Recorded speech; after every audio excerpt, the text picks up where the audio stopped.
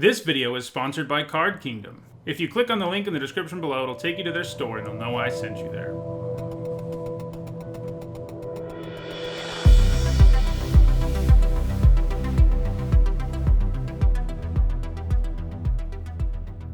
Hello everyone, I'm Nitsa Hone, and it is Friday, so that means it's time for another MTG Top 10.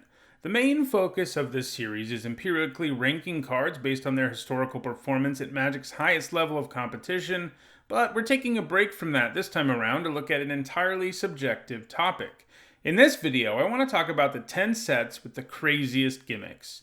Most sets have some sort of gimmick that sets it apart from other ones, an emphasis on cards of a certain type, or a thematic emphasis that is unique, but some sets have truly extreme gimmicks, so extreme that the set does something that no other set has really done. In some cases, the very composition of the set is affected by the gimmick, resulting in something truly unique. Obviously, these 10 are the ones that I think are the craziest, and it is based on nothing more than my opinion. Also, I limited this to sets that were standard releases, so things like Modern Horizons and silver-bordered sets weren't included. Alright, let's get to the list.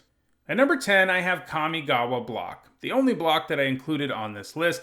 The rest will all be individual sets, as the name of this video implies.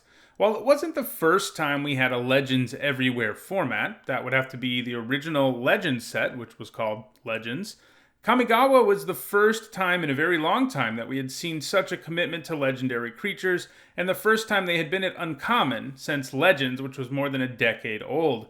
They had always, other than in Legends, been rare up until this point. This made Kamigawa block a really weird set in terms of composition. So, to really convey how extreme this was, let's look at how many legendary permanents there were in the block before Kamigawa, which was Mirrodin. All of Mirrodin block had 10 legendary permanents. We can also look at the block right after, which was Ravnica. It had 20 legendary permanents. Kamigawa block, meanwhile, had 147. That is an absolutely insane difference, and made the set really unique in terms of the legendary super type, but it doesn't just end there. There were also 11 other cards in the block that were payoffs for legendary permanents that were not legendary themselves. Kamigawa block helped set the stage for a more recent legendary heavy set, Dominaria, where we saw the return of uncommon legends and a legendary emphasis, but Kamigawa block did it first, and it did it on a scale that was almost unheard of. At number 9, I have 8th edition. You probably would not expect a core set to appear on a list like this. They rarely have crazy gimmicks, especially the older core sets, which are all reprints. In this case, the thing that makes the set unique isn't so much the cards that are in it. Instead, it's how cards ended up in the set that give 8th edition an interesting gimmick. The plan with 8th edition was for every set in the game's history to receive at least one reprint in 8th edition, a reprint that had never been reprinted in a core set. That in itself is a bit of a gimmick, but wouldn't be enough to end up here. Instead, what made 8th edition really interesting was that players got to vote on the Magic website on several different cards that would be printed in the set. This means that Magic players had a real hand in what would be legal in Standard. Some of these votes have had pretty huge effects on the game in the long term too. Two big examples: players voted in Ensnaring Bridge over Static Orb and Blood Moon over Dwarven Miner. The two winners in those votes have gone on to play significant roles in the modern format, and it's possible they wouldn't even be in the format if people hadn't voted them in 8th edition. In all, players chose 14 cards that would be printed. In addition to that, people also got to vote on flavor texts and art for reprints of beloved cards. This democratic way of doing a core set is something that continued on for a little bit. 9th edition and 10th edition used similar processes, but 8th edition was the first time we saw it. This is something that it would be kind of cool to see return in the future. At number 8, it's Cold Snap. In the case of this one, it doesn't have anything to do with the actual cards in the set. Not really, anyway. Instead, it's just how odd the idea behind this set was. So, Ice Age block, printed back in the mid-90s, originally was considered to include Ice Age homelands and alliances. For whatever reason, Wizards decided to release Cold Snap in 2006. It was meant to replace homelands as the new middle set in Ice Age block, because a lot of people just didn't like homelands. It was considered a badly designed set, and they just wanted to replace it. But this was pretty odd. It wasn't really something people were clamoring for at all, and it was also weird at the time because it was a very small set with only 155 cards, but it was basically a standalone set because the other cards from the block had been printed forever ago. If you were playing at the time, the limited format was really weird because it didn't really balance the set based on how small it was. So yeah, Cold Snap's gimmick as a new middle set in a block that is over 10 years old was a pretty weird one. At number 7, I have War of the Spark. This is a pretty recent one, about a year old, so you probably know where I'm going here unless you're a very recent newcomer. War of the Spark was all about planeswalkers on a scale we've never seen before. Most sets have somewhere between 2 and 5 planeswalkers. War of the Spark? It had 36. It was also the first set to print planeswalkers at both rare and uncommon, something we saw repeated, albeit on a small scale, in Core Set 2020. War of the Spark also introduced planeswalker static abilities. So yeah, War of the Spark really used planeswalkers in a way that we had never seen before, and it made for a very interesting set. At number 6, I have Time Spiral. Time Spiral's gimmick is that it was a sort of journey through Magic's past. Lots of cards in the set reference classic cards from the past, but it went even further than that. So far that the set had a ton of mechanics from the game's past, with Time Spiral having the most different mechanics of any standard release set, with only Future Sight, which we'll talk about in a minute, boasting a comparable number.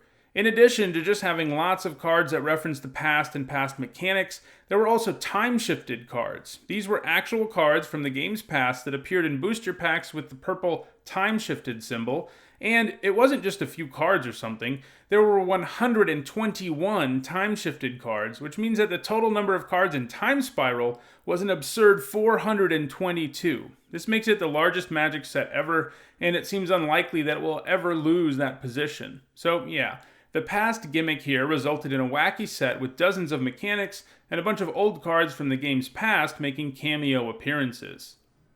At number 5, it's Future Sight. Part of the same block as Time Spiral, Future Sight had a similar time-related gimmick, only, as you can guess from the name, Future Sight featured cards that could potentially appear in Magic's future. This involves some potential future card frames, which we haven't seen become a reality yet.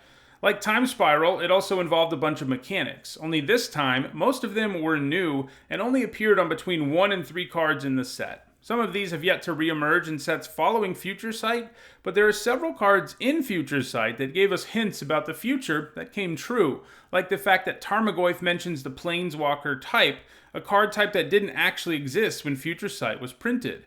There was also the first appearance of Tribal in this set, with it appearing on a few cards. Some other future things that did eventually come true include the Delve mechanic, the Tribal card type, enchantment creatures, colorless spells that cost colored mana, and more. Storyline things were also hinted. As you can see, the flavor text on Ghostfire references Ugin for the first time, well before we actually saw him on a card. Both Time Spiral and Future Sight had really cool gimmicks, and it's fun to imagine, with Future Sight, whether any of the one-shot mechanics in the set will ever appear in the future. Will we ever see Absorb or Aura Swap again? Who knows? At number 4, I have Antiquities. We've had several artifact sets, but Antiquities was the first, and also, I would argue, the artifactiest. Sure, Mirrodin and Kaladesh have a ton of artifacts and Artifact Matters cards, but in Antiquities, all but 4 cards in the set are either an artifact or have the word artifact in the text box.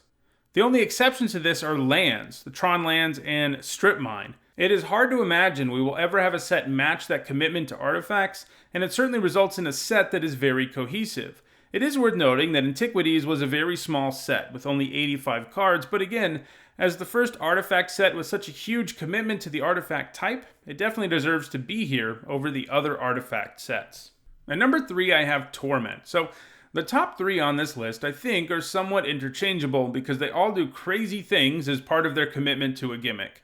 We've seen crazy stuff already, of course, but the top 3, including Torment, are definitely the craziest, at least in my view. Alright, so most Magic sets have roughly the same number of cards in each color, right? Well, not Torment. Torment was a set with an emphasis on black. This emphasis meant there were more black cards than normal, and fewer cards from the other colors, especially black's enemy colors, white and green. The distribution for Torment was a very odd 40 black cards, 28 blue and red cards, and 21 white and green cards. Only swamps appeared in booster packs, no other basic lands. We don't quite have the level of commitment to the gimmick that we saw in Antiquities, but it gets close. Even the cards that weren't black in the set often did things related to black. For example, there is the Possessed cycle, all of which become black creatures that can kill creatures of their former color when you get Threshold, and the Tainted Land cycle, all of which are lands that can add 2 colors, but only if you control a swamp. There's also a lot of protection from black and cards that liked having swamps in play in general in the set. We have never had another set go with an unbalanced distribution into a color, but it is honestly a kind of cool thing to do, and maybe we'll eventually see a full cycle of sets like this, with each color receiving a set with a special emphasis on it. And number 2, it's Alara Reborn. Like Torment, Alara Reborn does something weird in terms of color distribution.